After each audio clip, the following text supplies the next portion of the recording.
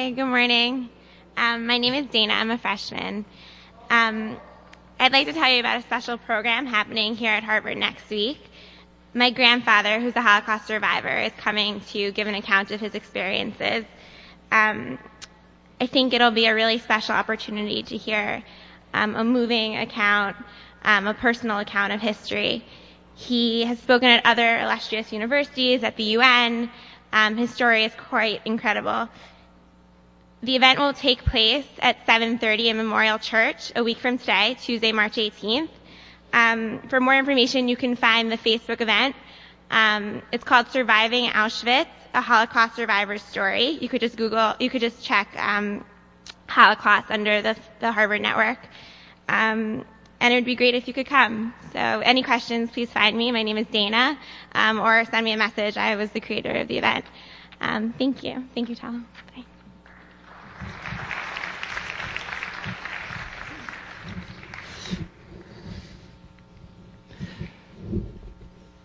Hi, good morning. So today what we're going to do is finish up on the lecture on change, sum it up, the ABCs, the affect, the behavior, the cognition, and then move on to a related topic, which is setting goals, which will be the last topic that we'll address before we go on break. The last time I ended by talking about the acute change that comes with a eureka experience, with an aha, with an insight. And we talked about these 5 stages, and a couple of you contacted me after about this and said, well, it's not that smooth, and it's absolutely right. This is a theory. This is an outline.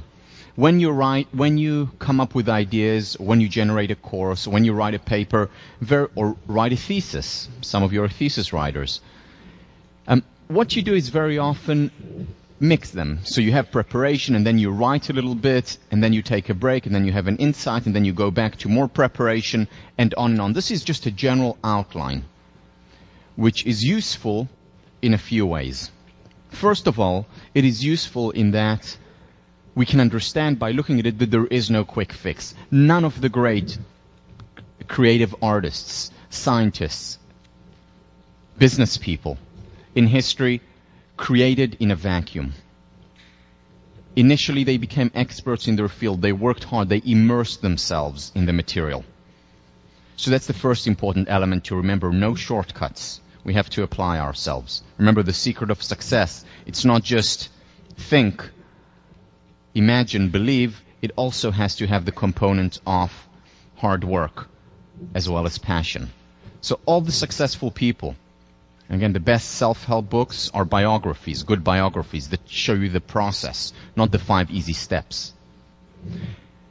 The second important thing, beyond the importance of immersion, of the preparation, is the significance of taking time off. One of the first things that leaders of today, one of the things that they don't have today is time. It's the thing that they need most. Time off to incubate, to reflect, to metaphorically or literally sit in the bath and think.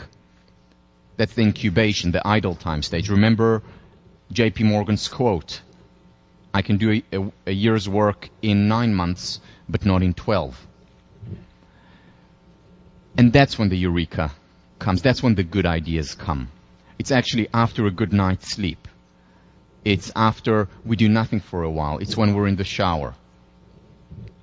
The next important component of this model is the evaluation part. You know, there are many good ideas, but very few ideas come to fruition and actually become a good idea for a business or a good idea for a scientific paper or a book or whatever it may be. That's when the evaluation comes, and that's when the elaboration comes. And these are no less important parts of the creative process. It really is about 1% inspiration and 99% perspiration. No shortcuts. So to summarize the ABCs, the affect, the emotion, the behavior, action, and the cognition, the thought, I want to talk about a technique, a simple technique, journaling, that has remarkable consequences. Just so I get a show of hands, how many people keep a journal or have kept a journal for a significant amount of time? Okay, that's great. That's great to see. We know from this course and research that you've encountered before how difficult change is. Sometimes programs that have been around for 5 years don't help. Very often interventions were millions and billions. It's about $100 billion a year industry, the change industry in organizations. Most of the interventions don't work. We know how difficult it is to change. And yet journaling, very solid research showing how much it helps. So let me share with you a study. This was done by the person who really brought journaling into the scientific realm. So there have been people like Ira Progoff and others who have been talking about journaling for a very long time. But it was Jamie Pennybaker from the University of Texas, Austin, who brought this idea to the scientific realm and really researched it. And here is what he did. What he did was bring in participants and have them do the following. On 4 consecutive days that they came in, each day they would spend 15 minutes. That's all, 15 minutes times 4, writing about their most difficult experiences. Now, they knew that no one would see it, or if they would see it, it would be without a name, completely confidential, so they were really able to treat it as their own journal. And here was the instructions that these participants got. It's a little long, but worth reading. Write continuously about the most upsetting or traumatic experience of your entire life. Don't worry about grammar, spelling, or sentence structure. In your writing, I want you to discuss your deepest thoughts and feelings about the experience. You can write about anything you want, but whatever you choose, it should be something that has affected you very deeply. Ideally, it should be about something you have not talked about with others in detail. It is critical, however, that you let yourself go and touch those deepest emotions and thoughts that you have. In other words, write about what happened and how you felt about it and how you feel about it now. Finally, you can write on different traumas during each session or the same one over the entire study. Your choice of trauma for each session is entirely up to you. Simple instructions, pretty straightforward. If you notice, you see the ABCs in it. So he says, write about what happened, which is the behavior essentially. Write about your deepest feelings, your affect, your emotions, and write about your thought. Analyze it. The ABCs in journaling.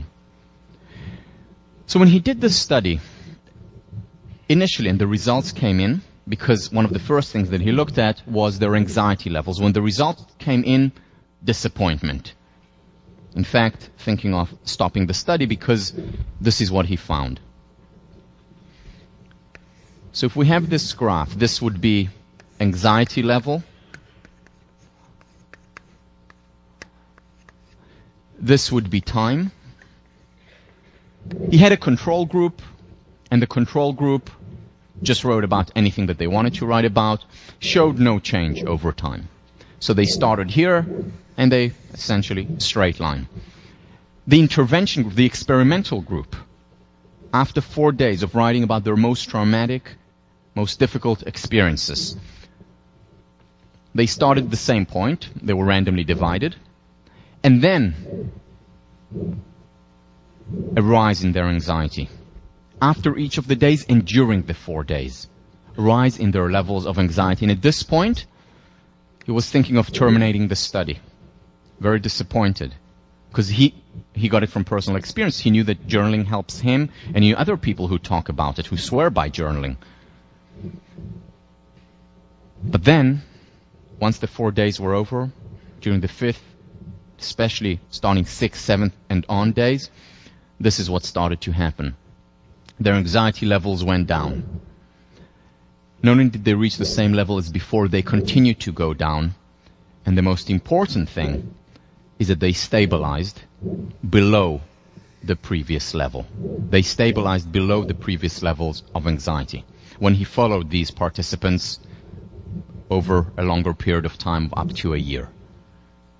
4 times 15 minutes. That's a total of an hour. That's very little. And long-lasting results. Think about it. This is also what we saw before. Sometimes brief interventions are extremely effective. Think about the shyness study that I spoke about last week. After 12 sessions of 12 minutes with women who were interested in them, these shy heterosexual men changed radically. So change can come in a relatively brief period of time if we know how to intervene. And journaling is one of these interventions. Now, this is not going to be one of your response papers. It's too personal. I don't think it's appropriate to assign it. But I certainly do recommend that you do it. Follow specifically Penny Baker's instructions. Doesn't take that long. Do it on 4 days. 15 minutes, 20 minutes each time. And just write whatever comes to mind. So there was reduced anxiety over time. Other results of this study. And if you want to read much more about it, he has a wonderful book out called Opening Up. Opening Up by Jamie Pennybaker. They became healthier. So over the year of the study, they visited the doctor's office compared to a control group far less. In other words, it strengthened their immune system, not just their psychological immune system, their physiological immune system. Generally, they were in a better mood. They were happier, more jovial, more benefit finders after writing about their deepest traumas. They became more outgoing, less repressed, less suppressed. Now, why is that? We talked about it often that positive emotions and painful emotions flow through the same pipeline. And if we suppress something, if we stop something which is painful, we're very often indirectly, inadvertently also suppressing the positive emotions. Whereas here, when they open up, quite literally open up and allow these emotions to flow through them, they're essentially opening up a clogged channel through which emotions, painful as well as positive emotions, normally flow. And they experience higher levels of happiness. They're more open, more generous, as we saw also when we do the gratitude exercise. Very similar results. There were gender differences, which is interesting. Now, both sexes benefited from it. However, men benefited more than women. Think about it. Why do you think that is? And it makes sense if you think about it. Women benefited significantly, got better. But men benefited even more. Why? Because women have, generally speaking, again, this is broad brushstroke stereotype, but generally speaking, women open up more. They speak more with their girlfriends, they have closer friends, and they talk about issues. Men, still in our culture today, are much more closed because it's not cool to open up. It's not cool to give yourself the permission to be human, especially when others are listening. So women generally in their lives have more of these support systems than men. But still, even women who have strong support systems still benefit from this exercise. Which reminds me of another result of a study I mentioned a month ago at the beginning of the course, which is that women generally, again, these are all averages, but in general, women, or rather men, benefit more from marriage than women. For a similar reason. Because women already have the support system in place. Men, very often, for the first time, they're with someone whom they feel comfortable enough opening up to. And both male and females benefit from a long-term relationship, but men generally tend to benefit more than women. For the same reason that he found gender differences here. Cross cultures, this was done in China, in Japan, Mexico, Argentina, United States, of course, Europe, replicated across cultures. In all cultures, people benefit from this study. Here's another study which took the exact opposite approach. So Laura King was a student of Penny Baker, took the exact opposite approach and said, let's study positive experience. What happens when the individuals write about their most intense positive experience? And what she did specifically was take the instructions from Abraham Maslow's work on peak experience. And here are the instructions. Once again, this was 3 times 15 minutes, so 45 minutes total on 3 consecutive days. Think of the most wonderful experience or experiences in your life. Happiest moments, ecstatic moments, moments of rapture, perhaps from being in love or from listening to music or suddenly being hit by a book or painting or from some great creative moment. Choose one such experience or moment. Try to imagine yourself at that moment, including all the feelings and emotions associated with the experience. Now, write about the experience in as much detail as possible, trying to include the feelings, thoughts, and emotions that were present at the time. Please try your best to re-experience the emotions involved. Essentially the exact opposite of Penny Baker. Results? Identical. Those who wrote about their peak experiences, their best experiences, visited the doctor's office less times. In other words, it strengthened their physiological immune system and experienced more happiness, so both psychological and physiological results. Now, when you look at this, some of you may be thinking back, well, what about the Lyubomirsky study? Remember the Lyubomirsky study that said when you write about positive emotions, actually you feel worse. Whereas when you write about negative emotions, you do feel better, as Penny Baker suggested. Here is the difference. The instructions that Laura King gave were mostly about describing and re-experiencing, replaying your experience. It wasn't about analyzing why did it happen, how did it was rather how it happened. In other words, replaying it. When the instructions, and this is the Lyubomirsky study, were analyze the experience, why it happened, how did you get there, and so on, that's when it had the negative consequences over time. But just replaying the experience, just writing about how wonderful it is, re-experiencing emotionally what that was, that actually led to benefits. Now, the interesting question is why? Why are there such remarkable benefits to journaling? Let's understand the process, the mechanism. So there are a few things that are at play here. One of the things, for example, with positive emotions is that when you're replaying it, you're simply you're fortifying the neural pathways.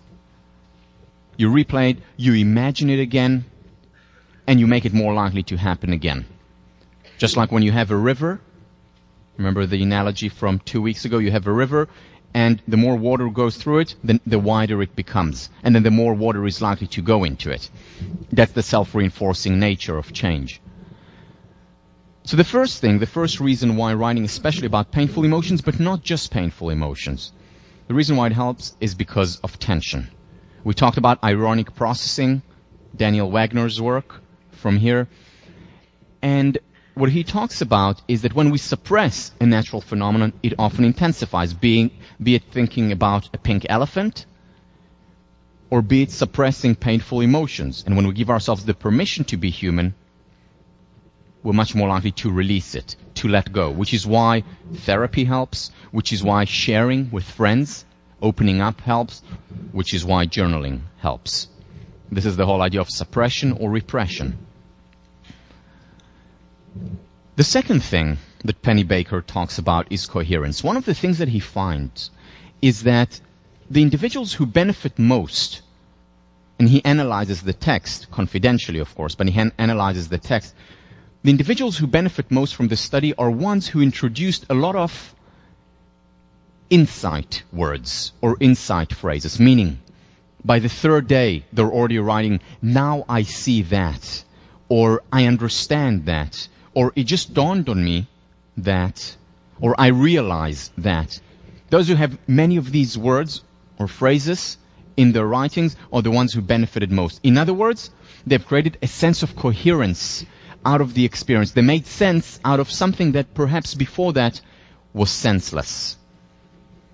Or in other words, they created a story around their experiences. It's no longer disparate, disjointed, disconnected data.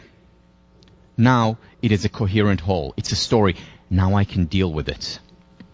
And if you think about it, what do people mostly remember? People mostly remember stories. Why? Because you remember a story because it's one unit. It's a whole.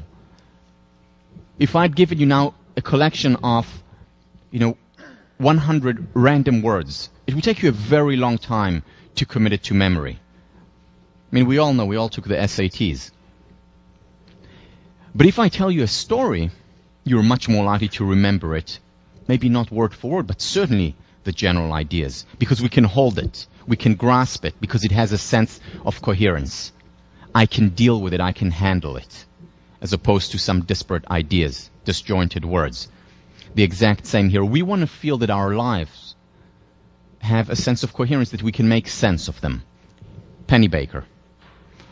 An artifact of our ambiguous and unpredictable world is the anxiety of not attaining completion and not understanding a simple cause and effect explanation for traumatic disturbances. Alas, we naturally search for meaning and the completion of events. It gives us a sense of control and predictability over our lives. Again, that's why therapy helps, because we create coherence out of experiences. This is why there was far less post-traumatic stress disorder after the Holocaust than there was after the Vietnam War. Because after the Holocaust, they spoke about these experiences. They created a story around it. A tragic one, but still there was a sense of coherence. As opposed to Vietnam, when it was just random flashes of experiences without giving themselves the permission, or without society in many ways giving them the permission to open up and to create a story out of it that they could handle, that they could grasp. The work of Pennebaker, to a great extent, relies on the work of a psychologist whom we've mentioned on the very first day of class, and that is Aaron Antonovsky. Aaron Antonovsky, whom I consider to be one of the fathers of positive psychology, if you remember, came up with the notion of salutogenesis, an alternative to the pathogenic model. Pathogenic model, the model that focuses on pathology, on sickness, on illness, whereas what Antonovsky said is we need to focus on the origins of health. Saluto, health, genesis, origin. And what he did specifically was the following. So he was a sociologist, and he said the following. He said, look, life is tough. People go through hardship. They go through difficulties. Whether we like it or not, we all in life encountered hardships. In a relationship, in school, at work, wherever, whichever domain, there are hardships, there are difficulties. Life is hard, period. We know that. However, there are some people who are able to better deal with the hardship, with the difficulties, who still, despite, they don't do away with these hardships, despite these hardships and difficulties, are still able to lead a full, fulfilling, and overall happy life. Not the constant high that's reserved for psychopaths and dead people, with the same ups and downs, but at a higher level of well-being or at a lower level of anxiety. And he said we need to study those. We shouldn't just study the sick people. Whether the sick people who are physically ill, which is mostly the pathogenic model of medicine, or the people who are unwell psychologically, schizophrenia, depression, anxiety, as psychology has mostly studied. He said we need to look at the healthy people and study them, which is exactly the model that led to asking the question in the 1980s with at-risk population, what makes some individuals succeed despite unfavorable circumstances? It was his question that made all the difference. So he did the same in his research and asked about the general population. Who are the people who are healthy, and what is the origin of that health? What distinguishes them from other people? And he came up with the notion of the sense of coherence. The people have a sense of coherence about their lives. What that means, he said that it has three components that he researched and identified. The first component, a sense of comprehensibility. I understand the world. It makes sense to me. I see, I realize, I get it. The world, an event, difficulties and hardships, highs and lows, make sense to me mostly. Second, sense of manageability. I can deal with it. I can handle it. I have the internal as well as external resources to deal with it, as opposed to being helpless. This is a sense of efficacy, of confidence in being able to deal with the hardships that arise. So that's the second component. The third and final component that makes up a sense of coherence, according to Antonovsky, is a sense of meaningfulness. This was not in vain, this difficulty. This disagreement with my partner was not for nothing, because we understand one another better now, and we're even closer, more intimate. This failure was not in vain. I have learned from it, and I have grown from it. This mistake has a reason, and again, not necessarily happened for the best, but learning how to make the best of what happens. These three components are what he identified, and it was replicated in later research as the source of mental health. To quote Pennebaker, to quote Antonovsky, a sense of coherence, a global orientation that expresses the extent to which one has a pervasive, enduring, though dynamic feeling of confidence that, 1, the stimuli deriving from one's internal and external environments in the course of living are structured, predictable, and explicable. Comprehensible, in other words. 2, the resources are available to one to meet the demands posed by these stimuli. Internal resources and external resources. I can deal with it. I can manage. And 3, these demands are challenges worthy of investment and engagement. It's meaningful. Look at these three, and for all those who write a journal, I bet you can identify these three in your writings. This is what a journal does to a great extent. When we write, and when we really write about our experiences, our difficult experiences, this is very often what comes out, a sense of coherence. I see, I understand, makes sense. I can deal with it, I can handle it. I've just found a path of how to do it. Even if dealing with it and handling it is writing a journal. And finally, it makes sense to me. It's meaningful to me now, whereas before it didn't as much.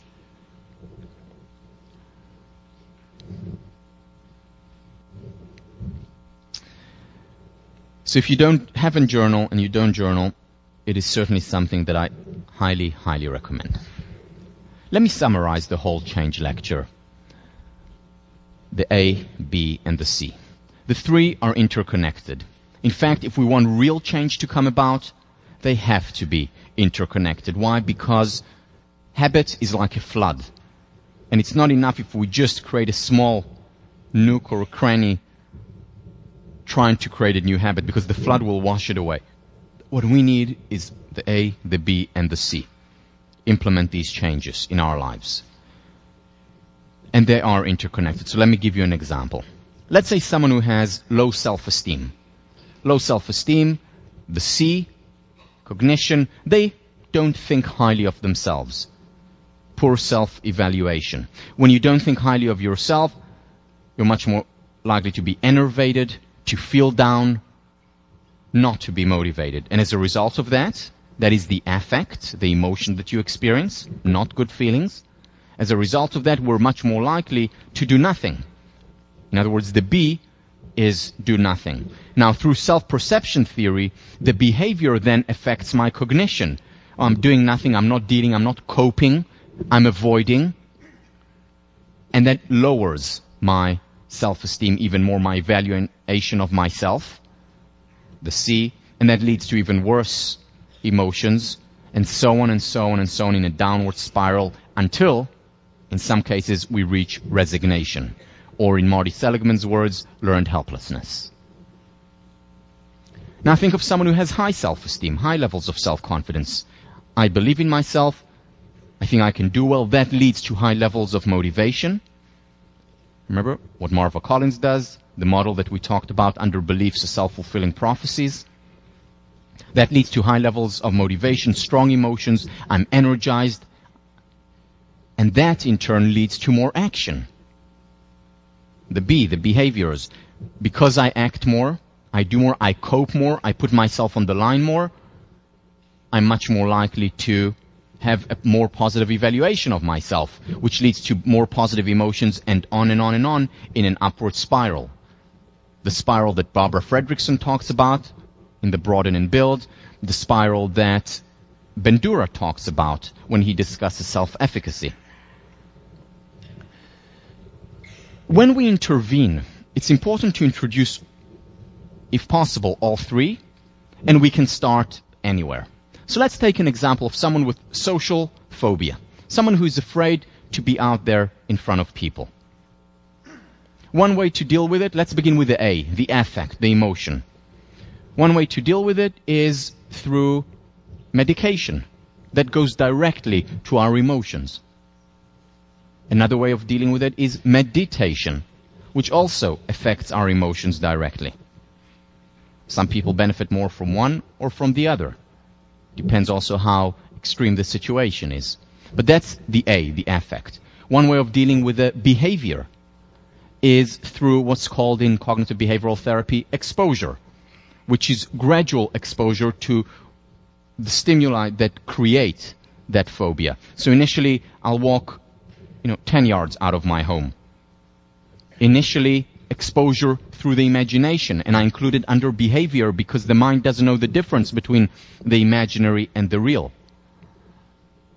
So gradually being exposed to the stimuli, and over time being exposed more and more until I can go out, to a mall and not experience the same anxiety that I did a year ago. So that's through behavior. Very effective, the exposure technique. And finally, you can also intervene through cognition. In therapy, in dealing with irrational thoughts, psychological traps, the 3 M's. Am I magnifying the extent? Am I minimizing something? For example, my successes in working with people, or am I making up imaginary scenarios? Am I catastrophizing events when I can have a more realistic view? So that's by thinking about it, the cognition. Let me share with you a personal example of something that I dealt with. So as you know, born through genes, high levels of anxiety, very prone to it, startle very easily, still to less today, but still to some extent today. Used to get very nervous in squash matches, used to choke often when I was playing important games. And that's something that speaking in front of an audience, got very nervous and anxious, and this is something that I decided that I really wanted to deal with, more than any other thing that I was facing, this anxiety. So what did I do? Let me begin first with the C, cognition. So what I did, I analyzed the situation in my journal. I used the Bureau of Study Council. I learned and studied about the 3 M's, the irrational thoughts, magnifying, minimizing, making up, catastrophizing. And through cognition, it helped a lot, but that wasn't enough. After the C, I went to the A, the affect. And the affect was, for me, physical exercise. Even today, this morning at home, I ran. I exercise because significantly lowers anyone's levels of anxiety. And I can tell a significant difference in my talks if I don't exercise. So even, I think 3 or 4 weeks ago, David, my son, was unwell, and I had to take him to the doctor first thing Tuesday morning. Didn't have time to exercise. I actually felt it in lecture. I was more nervous, more anxious. Makes a big difference. As we'll talk about after break, it's literally has the same effect as taking an anti-anxiety pill. So exercise was certainly there, worked directly on my emotion. Yoga helped me tremendously in dealing with anxiety and lowering that level. So this was the emotional. The other thing, music. Relaxing music. You know my taste in music. I don't need to repeat it again. So actually when Tommy and I got married and we moved in together, she couldn't believe my collection of CDs. She said, "You don't look that anxious," because I had the most relaxing classical music in the world, music for relaxation, music for dealing with anxiety, silent, quiet music. I mean, a whole shelf of these but they relax me, they really help me. And finally, behavior. Introducing behavior. So it was through exposure, initially giving a talk, because I wanted to be a teacher, giving a talk to my squash team, giving a talk to my family, places that were safe for me, giving a talk to anyone who would listen, initially small groups, and gradually building it up. Exposure through the imagination. Once again, the imaginary thing. And over time becoming more confident. Another thing that for me was very significant as an undergrad here, speaking up in section. I was terrified of speaking up. And when I decided to do that, I had no doubt in my mind that everyone in section could hear my heartbeat, because it was in my head. And yet, gradually, I spoke up a little bit more, and then through self-perception theory, it actually got better and better and better. And I still do all these things. I still do yoga. I still exercise regularly. I still engage in the CBT approach, the 3 M's. I keep a journal, which combines very often all 3. And I listen to relaxing music. And it works. It works. Now, change is not easy. It is hard. It takes time. However, that doesn't mean that the process itself cannot be enjoyable. It's not, okay, when I've changed, then I'll be happy. The process itself is potentially extremely rewarding. Sometimes difficult. Potentially very rewarding. The journey as well as the destination. The other important thing to remember about change, this is taken from the work of really the person who took psychoanalysis and transformed it into a more positive approach, Karen Horney, whom I've mentioned before. What she says about neuroses is that neuroses never go away completely. And when she says neurosis, she means it in the broadest sense. So for example, if I'm a perfectionist, I'll always have some perfectionism in me, and we'll talk about it after the break. If I'm prone to anxiety, I'll never be the Dalai Lama, unlikely. Though it will always be there, and it will always be potentially triggered by an event. And she says that's okay, that's natural, that's human. And we need to accept it, because if we don't accept it, then we'll be constantly frustrated, because we'd want to change completely, or expect our partner to change completely. Very difficult, unrealistic. It takes time, it's gradual. And we need to also learn, and we can learn to enjoy the process.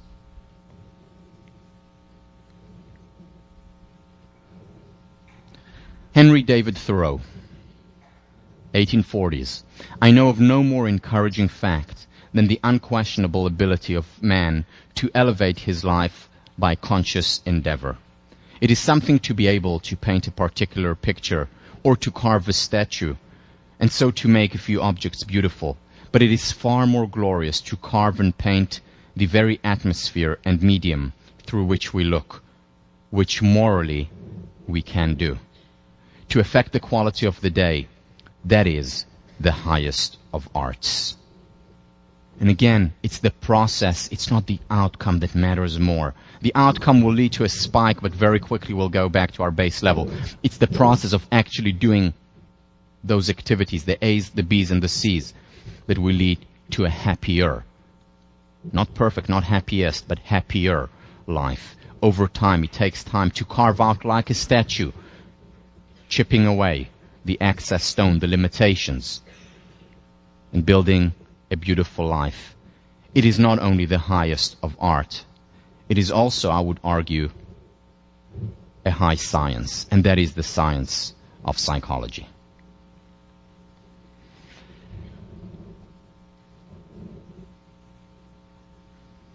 I want to move on now. Move on and talk about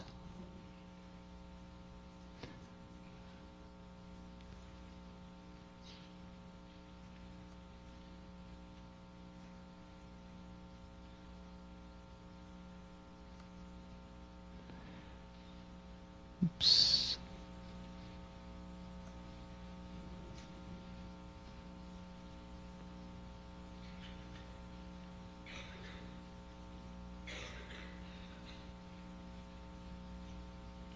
One second. Here we go.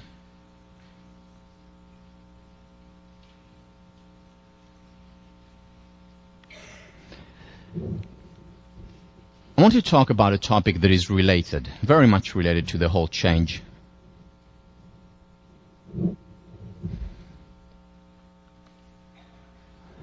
To the whole change process, and that is goal setting. Now, question for you. How many people here, put your hand up if this applies to you, do you want to become more efficient and procrastinate less? If it's true for you, put your hand up. 1, 2, 3, 4, 5, 6. Okay. Put your hand up now if you want to experience less stress and be calmer, whether it's during exam period or no. Okay. 1, 2. Okay.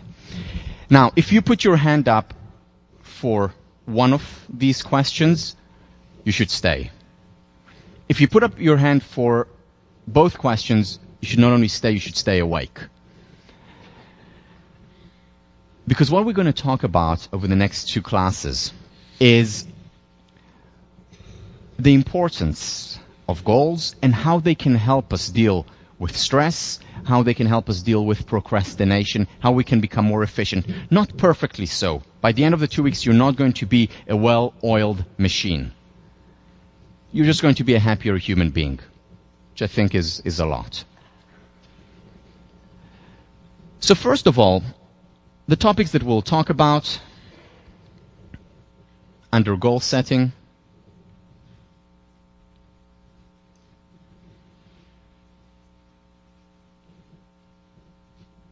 First, understand the theory and the practice of goal setting, the ivory tower and the main street of it. Second, how do we deal with stress? We'll talk about this in the next class. And finally, I don't think we'll have time for this, but I'm still leaving up the PowerPoints there just so you can look at it, and I elaborate on it in the book. Moving from material perception to happiness perception, which is essentially but what I talk about in the last meditation of the book, the happiness revolution. An internal revolution that can take place. I don't think we'll have time for it before break, but you'll still have the material on it. So let's begin with theory and practice. What I want to do now is convince you, very simply, to set goals. Convince you that it's important, and yeah, you're going to do it for your response papers, and you have started already doing it, but I really want you to convince you as a way of life, of setting goals regularly, whether in a business, whether in your personal life. First, I'm going to do it by showing you the research on setting goals and performance, and second, setting goals and happiness, how it can contribute to our success in the conventional currency, as well as in the ultimate currency. Quite simply, people who set goals are generally controlling for other things, more successful. Why? One of the main reasons is because what goals do is they focus us. Very often we're all over the place, we're not sure where we're going, and if we don't know where we're going, we're unlikely to get there. And the focus gets us directed, it brings forth resources, external and internal resources that are necessary to get there. Abraham Maslow, being focused on a task produces organization for efficiency both within the organism and in the environment. Quite remarkable how goals actually work. When we set goals, when we enter something, whether it's privately but even better publicly, things begin to happen inside us as well as around us. Also, goals contribute to performance and well-being because they strengthen our resilience. Remember the second class when we talked about resilience, one of the things that distinguished those kids who were successful despite difficult external circumstances was the fact that they were resilient, and one of the distinguishing characteristics was that they set goals for themselves. They were future-oriented. Not only thinking about the past, being learning to be helpless, but focusing on the future. Nietzsche once wrote that if we have a what for, every how becomes possible. When we have a what for, every how becomes possible. And we're much more likely to overcome difficulties and hardships. If we have a goal, a mission, something that we care about, something that we want to attain.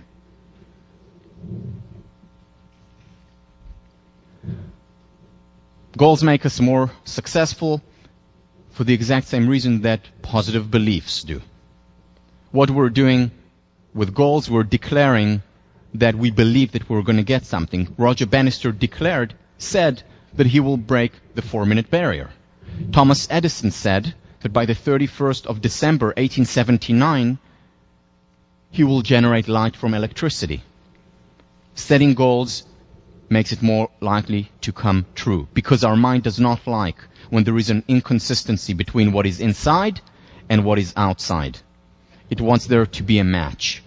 And if I believe in a goal and I declare a goal, the outside is likely to match that. Again, not 100% correlation as we've discussed, but certainly making it much more likely to happen, making us much more likely to be successful. Now, what is the knapsack? Imagine the following. You go on a road trip and you have a knapsack on your back and you reach a wall, a barrier. What do you do? Well, there are many things you can do when you reach that wall, and that wall is long and high. One way is to say, okay, pity, and turn around. In other words, avoid that wall. Another thing we can do is take out our sledgehammer and try and break it down. Another thing that we can do, before we do any of the other things, is take our knapsack and throw it over the wall. Take our knapsack and simply throw it over the wall. Why? Because necessity is the mother of inventions. I need my knapsack to continue. I need my knapsack. I want it. And now that it's over the wall, I have no choice but to get over that wall. Whether it's by breaking it down, whether it's by finding a way around it, under it, or over it. But suddenly, I will come up with solutions that I have not seen before. And this is how it works. It's remarkable how it works for the exact same reason that when you declare a goal, such as, I want to buy a computer, suddenly you see computer ads all around you, whereas before you didn't see computer ads. Or let's say you want to buy a specific car. Suddenly you see that specific car all around you where you didn't see it before. Why? Because we co-create our reality through our questions to a great extent. Remember, the children on the bus were there all along, but you didn't see them until I presented a goal to you, which was to count the number of children on the bus. And then suddenly it was so clear that it was right in front of your eyes. Before it, they didn't exist for you. That's what a goal does. If I declare that I have to get over the wall, and my question is, how do I get over this wall? It's not thinking about, is it possible or is it not possible? It's rather, how can I get over this wall? This question opens up opportunities, many of which I have not seen before. Suddenly the children on the bus are right in front of me. Suddenly a hole in the wall is right in front of me. Suddenly I see a sledgehammer that I didn't see before right next to me. Necessity is the mother of inventions. If we ask the right questions, it opens up opportunities. The other thing that's at work here is the power of the word. Words create worlds. Let there be light. We see it in religion, and there was light. Words create the world. Book of John, in the beginning was the Word. But it's not just in religion. Look at this great country. The United States was declared into existence. Words have power. They have meaning, especially when the words are meaningful to us. When the goals that we declare are meaningful to us, they're much more likely to come true. The connection between concepts and conceive is not just etymological. It is also metaphysical. It is also real. Because when we declare something, when we say something, it is much more likely to become a reality.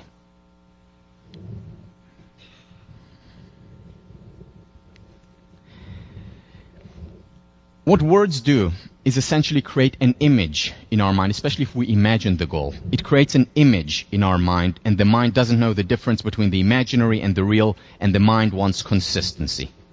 That is what goals do. They help us create consistency. I want to read you an excerpt that I talk about many of these things in the book. For some of you, this may be a repetition. But I want to read you an excerpt from W.H. Murray, who led the Scottish expedition to the Himalayas, one of the most prominent, accomplished climbers of all time, climbed the Everest. Here is what he says in his writing about the expeditions that he took. Concerning all acts of creation, there is one elementary truth, the ignorance of which kills countless ideas and splendid plans, that the moment one definitely commits oneself, then providence moves too. All sorts of things occur to help one that would not have otherwise occurred. A whole stream of events issues from the decision, raising in one's favor all manner of unforeseen incidents and meetings and material assistance, which no man would have dreamed would come his way. I've learned a deep respect for one of Goethe's couplets. Whatever you can do or dream you can do, begin it. Boldness has genius, magic, and power in it. Why it works, how it works, we're not really sure, but it works. Just like when you declare that you're looking for a computer, suddenly you see all these opportunities. The same with commitments. When we commit, things begin to happen. We begin to identify external resources as well as internal resources, things that we didn't see before. Because my question becomes, how can I succeed? And then children on the bus or the time on the clock suddenly become visible to us. And we're able to succeed, much more likely to succeed than before. Words create worlds. So this is about success. Very well documented. Some of your readings relate to this. People who set goals generally, controlling for other factors, are more successful. Whether it's in business, whether it's in their personal lives. Goals matter. They don't just matter, though, for the quote-unquote hard currency. They also matter for the ultimate currency, the currency of happiness. Goals properly understood lead to happiness. And I emphasize properly understood. Why? Because we know that attaining goals, the attainment of a goal does not in and of itself lead to happiness. Yes, getting tenure will lead to a spike in my well-being, but very quickly I'll go back to my base level. Winning a lottery or making a lot of money or getting or getting promoted at work will lead to a spike in my well-being, but it will not lead to long-lasting happiness. So that's temporary, we know that. So we know that the attainment of goals does not lead to happiness. What does lead to happiness? Understanding the proper role of goals.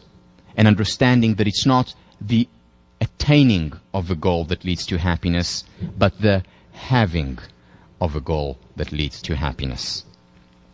So 2 years ago, when I taught positive psychology, a book came out by a very important scholar in the area of happiness, who is the Dalai Lama's right-hand man. He's his translator, Ricardo Mathieu. Wonderful book on happiness came out. And we, in William James Hall 1, engaged in a debate. It was an event for Harvard students and faculty, and we engaged in a debate, happiness east and west. And we agreed on many things. As you know, I meditate regularly and certainly believe in the power of a lot of the Buddhist psychology. However, the one thing we disagreed on was goals. That's the one thing we disagree on, because in Buddhism, at least according to many of the interpretations, not all, but many of the interpretations, the state we want to reach is a state of non-attachment. A state where we will not have something external that we want, that we desire, that we will be completely present in the here and now. Now, I think it's a wonderful ideal, perhaps, but what I argued, and what I still argue, is that it's unrealistic. As human beings, I do not believe, maybe after 30 years of meditating for 8 hours a day it's possible, but I do not believe that we can reach a state where we're not attached. And setting goals is an example of attachment, because when I say, I want to win this championship, or I want to get an A- in this course, or I want to get a job in this bank, this is a goal, which means by definition that I'm attached to the outcome. If I wasn't attached, if I didn't care, then it wouldn't matter. And I think that's not only important for success, it is also important for happiness. So that's where I differ to a great extent from some of the Buddhist interpretations of non-attachment, of being in a desire-less state. However, where we are similar in our understanding is the focus on the present. Goals properly understood, their role is to liberate us to enjoy the present. What does this mean? Let's say you go off on a road trip and you have no idea where you're going. You don't have a goal. You don't have a destination in mind. You're less likely, rather than more likely, less likely to enjoy the journey, because every minute you'll look left or right or ahead to see if you're not falling over the stage. Whereas if you know where you're going, you have a sense of direction. You are liberated. You're much more likely to enjoy the process, the flowers on the side as well. Think about your lives, periods when you had no idea, or, for many of you, I know it's happening right now. You have no idea where you're going next year. Now, for a while, for most people, it's okay, it's fun. But after a while, you want to know where you're going, because when you're immersed in something and you have a clear sense of direction, you're much more likely to be happy. Which explains why so many people, when they retire, become less happy. Even though they've been dreaming of being retired for many years, when they actually retire, they become less happy. The ones who are happier when they retire are the ones who actually set goals for themselves. Whether it's taking a class, whether it's learning something new, whether it's spending more time with family and friends, but they have a goal, as opposed to, let's just enjoy ourselves, let's just be. We need that goal, this outcome, this future orientation, so that we can enjoy the present more. The goals liberate us to enjoy the here and now. In other words, if you think about it, the role of goals is actually means. They're means toward an end, and the end are the present experiences. Again, the goals in themselves, as we said, as we've discussed, will not make us happier. Whether the attainment of the goal or failing to attain the goal will be on the ups and downs, the vicissitudes. But if we want the base level is the here and now, the present. It's the process, it's the journey that we're living mostly, not the outcome. The way I start the book, I talk about thinking that the Israeli championship would make me happy. And he did for 4 hours. And then back again to base level. Professors who get tenure think that that is what will make them happy for the rest of their lives, the attainment of that goal. It doesn't. They go back to base level of happiness, whether they get it or they don't get it. The key is to learn to enjoy the process, and one of the roles of goals is to liberate us so that we can enjoy the process. Goals are means toward the present end, which is taking a lot of goal theory and turning it around. This explains why so many high achievers are unhappy.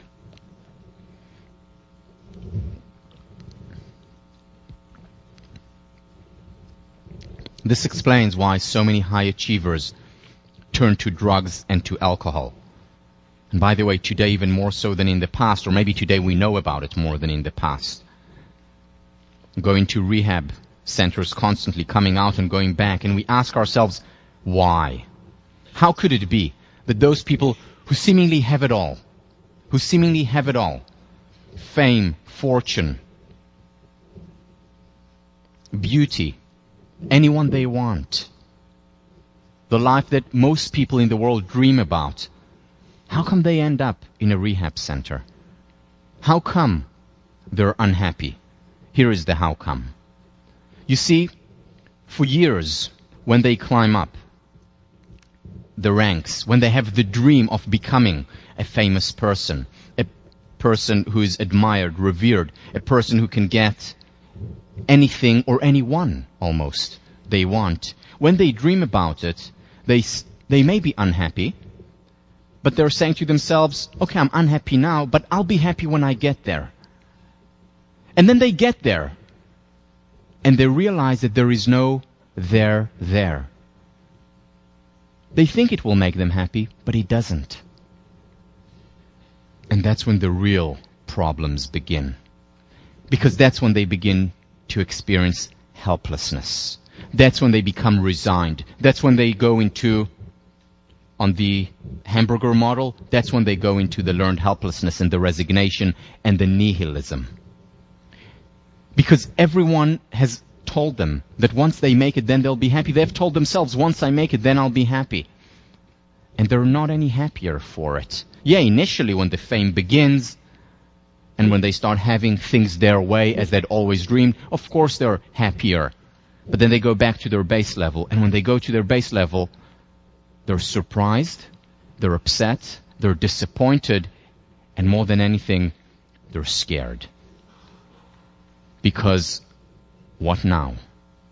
Until that point, they were sustained by the hope that when they get there, they'll be happy. But they're not happier, and they're scared. And they're lost, and they look for solutions very often outside of the normal experiences, outside of ordinary life.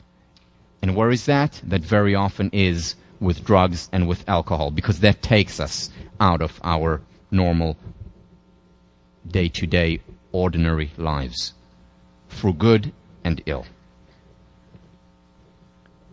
This misunderstanding, prevalent, and yet most people live that way.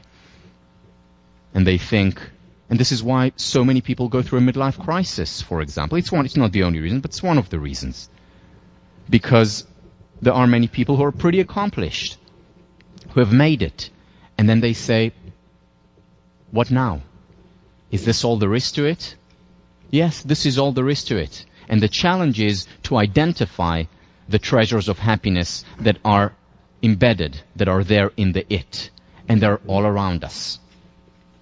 Again, happiness is not contingent on our status or the state of our bank account. It's contingent on our state of mind, of how we interpret our reality, of on what we choose to focus on. And to be happier, it's the present that matters much more.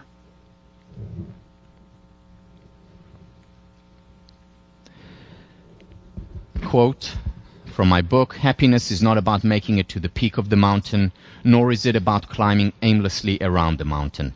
Happiness is the experience of climbing toward the peak. It is about having a goal. It is about having a destination in mind and then letting go and enjoying the process." You know, there are many people who talk to me about it, and again, I went through the exact same experience and saying, okay, so what is going to be the next job that I take, or what is going to be the path that I take? And once they take a path, there is very often regret. I should have taken the other path. I should have taken this job. I should have gone there. And my response to it is, it doesn't matter. It doesn't, in the ultimate currency, it doesn't matter. Because, yeah, let's say I'm at a job that I should have taken and I would have been very successful there. Fine, I would have enjoyed a high when I became very successful, but that in and of itself would not make me happy. The key is to have the goal. The key is to have the commitment to whatever it is that I'm doing. Now, that commitment may change every 3 days, and that's okay. It's the having of the goals, having of that commitment that matters. So if you chose a certain path and now you regret it, remember, it really doesn't matter. You can be as happy on both paths as long as you're committed. Because when we're committed, that's when we can enjoy the journey. Doesn't matter as much what it is that we're committed to, provided, of course, that it's moral and it's not about hurting others, which ultimately doesn't just hurt others, it also hurts ourselves. David Watson, in the Handbook of Positive Psychology, contemporary research emphasizes that it is the process of striving after goals rather than goal attainment per se that is crucial for happiness and positive affectivity. And finally, two of the leading researchers in the field, David Myers and Ed Diner, happiness grows less from the passive experience of desirable circumstances than from involvement in valued activities and progress toward one goal.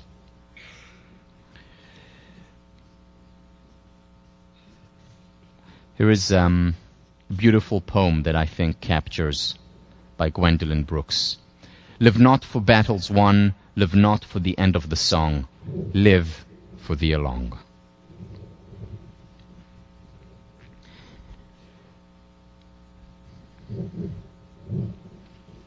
It's not any goals that matter. It's not any goals that are, not all goals are created equal.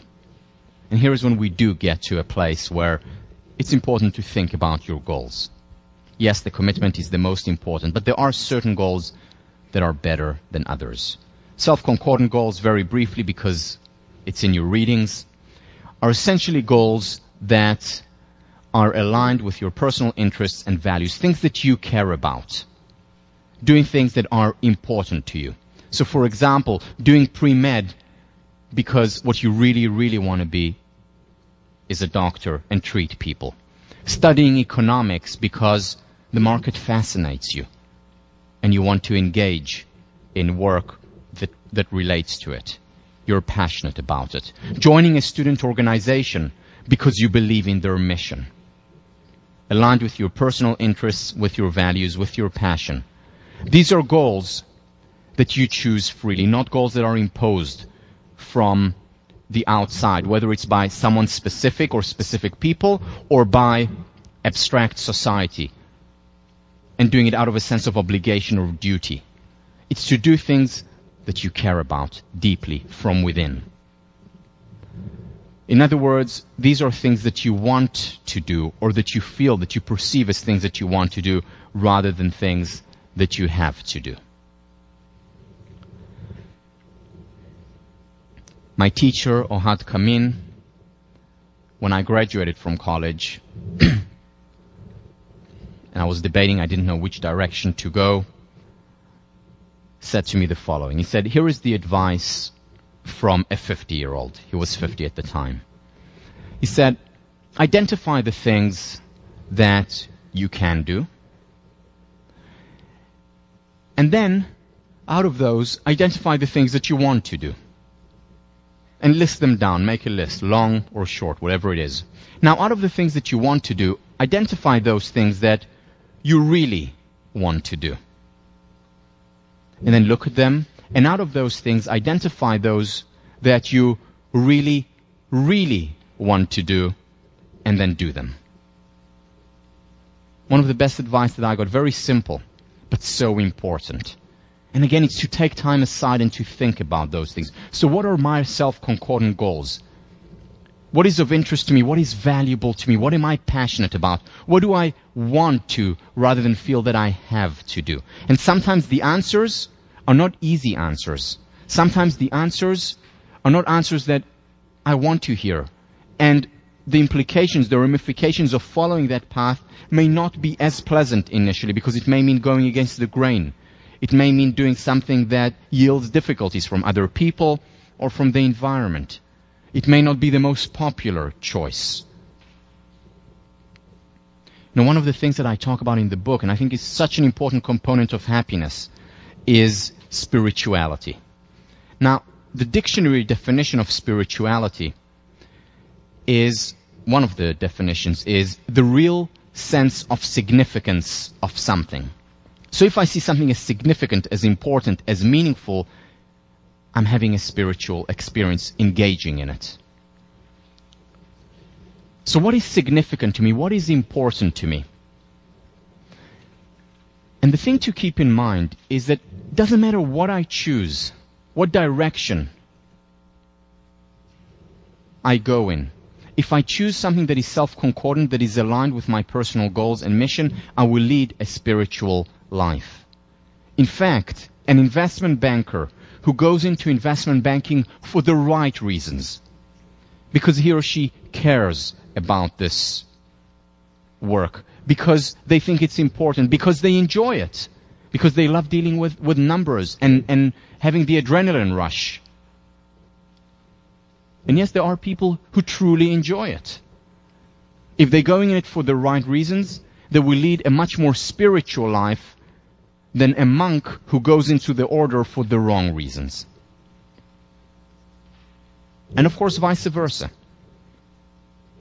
Whatever we choose, the self-concordant goals, and I truly believe that the world will become a better place, not just individual lives will become a better place, if people pursue their passions, their self-concordant goals. Easier said than done. Becoming self-concordant is a difficult skill, requiring both accurate self-perceptual abilities and the ability to resist social pressures that may sometimes push one in inappropriate directions.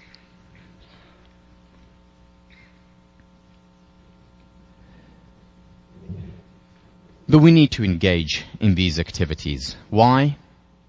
Because life is short. Life is short. Life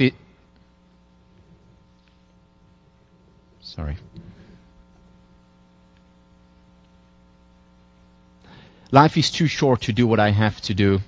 It's barely long enough to do what I want to do. And the sooner we start on that want to, the better. This does not mean that you can't now say to yourself something like, well, my real passion is starting my own business. And in order to get the foundation, I will work as a consultant or investment banker for 2 years. Nothing wrong with that. Perfectly fine, even though it's not your passion working 80 hours a week in front of an Excel sheet. That's okay. Sometimes we need to delay gratification. The danger is that we enter this delayed gratification state for our entire lives. And that becomes the rat race path. And that is what we need to be wary of. This is what we need to keep in the back of our mind. I want to show you a quick video excerpt from one of my favorite movies, Dead Poets Society, where Robin Williams talks about the importance of identifying what it is that we were meant to do with our lives. In other words, our self-concordant goals.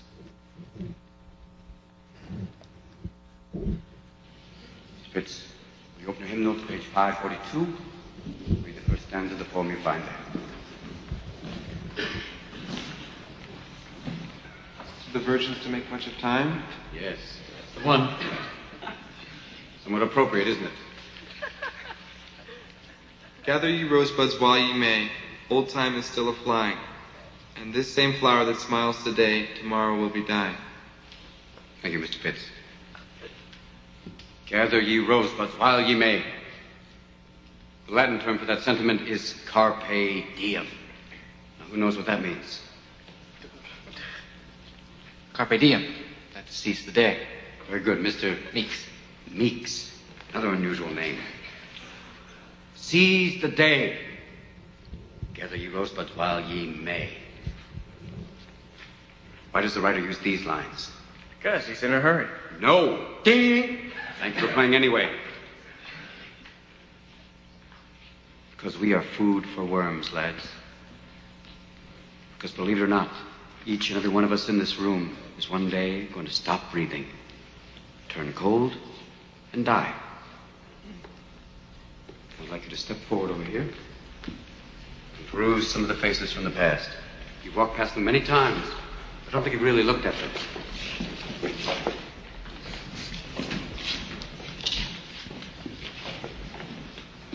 They're not that different from you, are they? Same haircuts, full of hormones, just like you. Invincible, just like you feel. The world is their oyster. They believe they're destined for great things, just like many of you. Their eyes are full of hope, just like you. Did they wait until it was too late to make from their lives even one iota of what they were capable? Because you see, gentlemen, these boys are now fertilizing daffodils.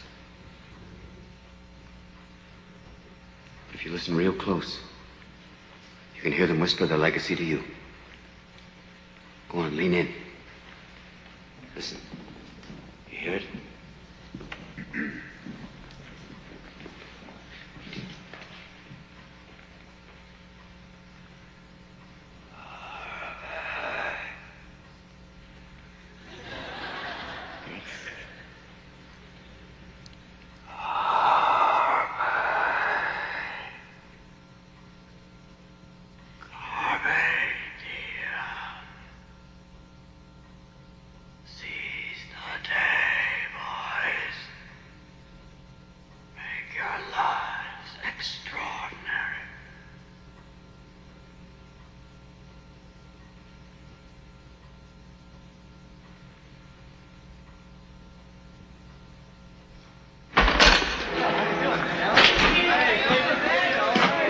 That was weird.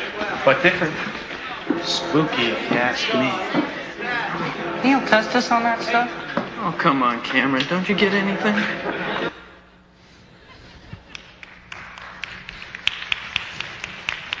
So, carpe diem, do what you want.